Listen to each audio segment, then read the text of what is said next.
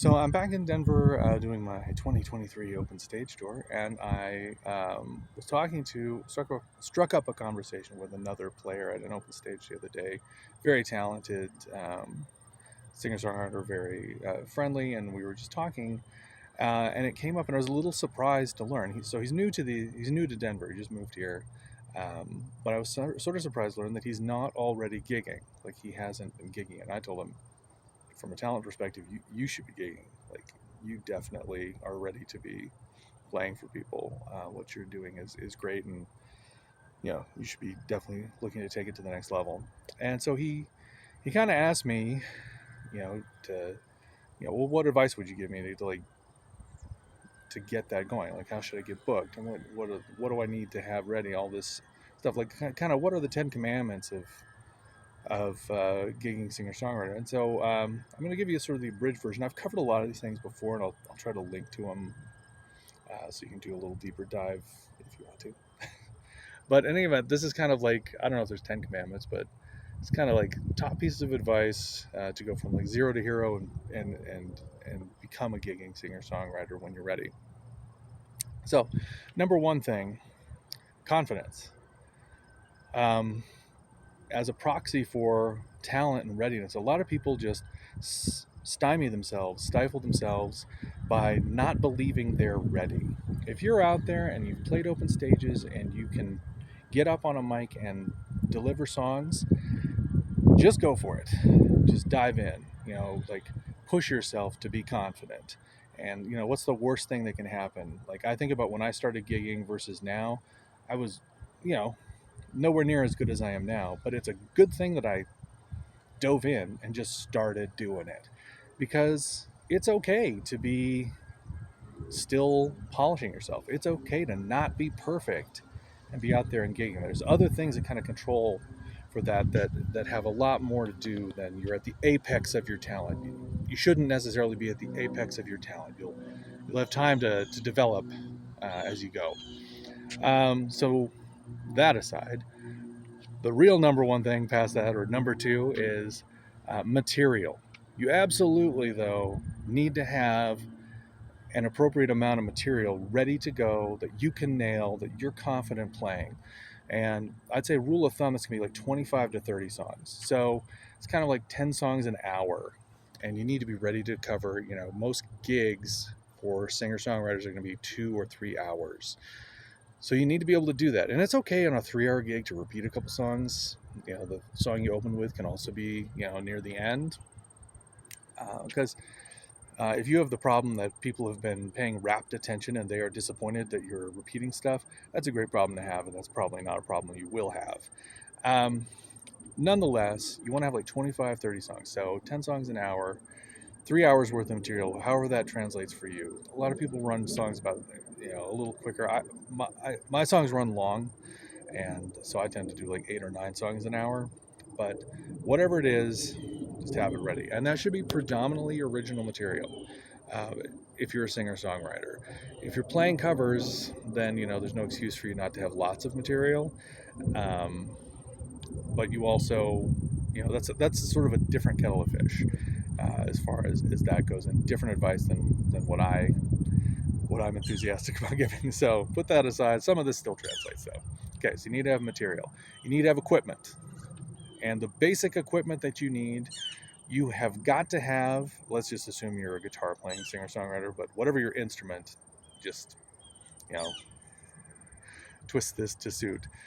You have got to have a reliable acoustic electric guitar, one that you can plug in to a PA and that delivers a good, clean signal, a sound you're happy with, that you're inspired by, and that can be amplified and projected without a whole ton of problems. So I would avoid sound hole pickups. I'd avoid thinking you're going to mic a guitar. Those have special technical challenges. Just go the path of least resistance. Get a great. There's tons of them around. Get a great acoustic electric guitar. Um, um, the next piece of sort of you need a rig. Most places you want to play do not have house sound. You've got to have like just there's all these great all-in-ones right now that plug your guitar in, plug your voice in, away you go. Just a single. It looks like a guitar amp. Get one of those, or get a fancier rig if you want. Along with that, of course, you need the requisite cabling. So you need a guitar, an instrument cable, a mic cable, a microphone that you're happy about, and a mic stand that's happy to be here, as I'm fond of saying. Don't don't skimp on the mic stand. Make sure that it's going to be reliable, that it tightens down, that it stays where you put it, and that that it's rugged enough to handle being adjusted ad infinitum. Okay, then you need to have something on YouTube of you playing live that sounds pretty decent and looks all right. It can be you and your phone, but if it is you recording with your phone, be a little choosy about where you do it. Like, make sure there's not, like, if it's at an open stage, scout out what's an open stage where there's a really beautiful room, or where there's a really beautiful sounding room. The acoustics are great, or where it's not too noisy, or there's not TVs on, or lots of conversations and pool balls and lottery machines, etc. Like, pick a place where you are going to be well represented and heard well. The purpose here, and why not have something on Spotify? Well, I just know from Booker friends, and it makes sense. Anyone can sound good on Spotify these days. What they want to know is, can you actually play? Because they're sick of, they're wary of the modern case where people show up, people have this thing that sounds great on Spotify, then they show up and they can't do that live. They're not really ready for prime time. So they want to see something. They're only going to watch, a minute of it. They just want to see that you have what it takes, that you've got chops, and that you've got, talent, and that you sound decent. So, if you want to sort of pad your stats, get some friends down there at this open stage and make sure that there's some people clapping. But you got to have something on YouTube that is indicative of your live performance. Finally, sort of the format of reaching out an audition letter. I get most of my gigs by just sort of researching who books a particular, where is music playing from, whatever I see people play, musicians I follow seem to be playing, and where are they playing, and or other sources, Craigslist, Facebook, where's music happening, and I look into who books it. And then I find out what is their preferred method to be contacted. Is typically email. And I have a short, to the point email that basically, you can work on the wording, but I say, this is who I am, this is my name. I'm a singer-songwriter. This is kind of the vein I fit into. I'll sort of describe my sound in one sentence. I'll say I'm interested in playing there. Here is a sample that's indicative of my general style and ability, and then I give them a YouTube link.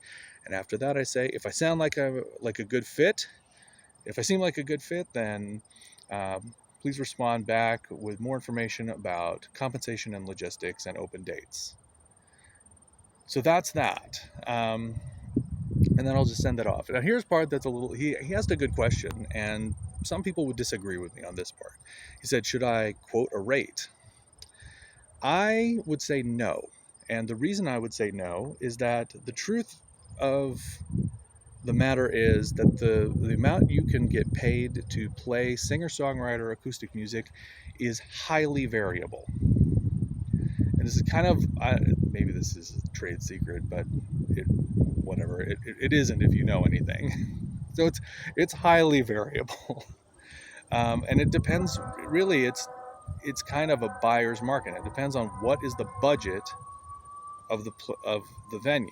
And, venues that have bigger budgets can attract better bands and better artists. That's just kind of how it plays out. But you, as someone who's like cold calling, there's a school of thought out there that you should, shoot high, quote high. I just want that conversation to happen. I want them to decide that they'd like to have me, and then I want them to tell me what they're budgeted for. And then if they say, the one I'm trying to fight against here is, I don't want to play for tips. So if they do say tips, I'll say, is there any way that we can do, I'll just put any kind of nominal fee in there. I'll say, even if it's just $20. Someone's gonna complain about that, and I know, and that's fine. I mean, I'll just be upfront with you. Like, um, music is not my living. I don't really know hardly anybody who makes a living with music. The economics just aren't that viable. I want to get paid and I want to make some money. And I think musicians should be paid, and I think that venues should pay for services. But I also am a realist, and I understand that right now there just isn't a whole lot of demand for music, and I'm trying to bang down that door. And so I would rather get something and have a toehold than nothing. And as I explained to him, it's like, when I sort of built my music career in different places, when I was here, when I was in Buffalo, when I was in Portland, you start out taking what you can get. I would take tips gigs to have gigs. And then eventually it comes to a point where I'm no longer booking my tips gigs because I have too many places that pay me $50. And then it comes to a point where I'm not booking as many of the $50 places because I have other places that pay me $100. Just let the market economics be what they are, but don't shoot yourself in the foot, is my philosophy, my personal opinion. So I told him, see what they pay and then go from there. See if that's enough for you.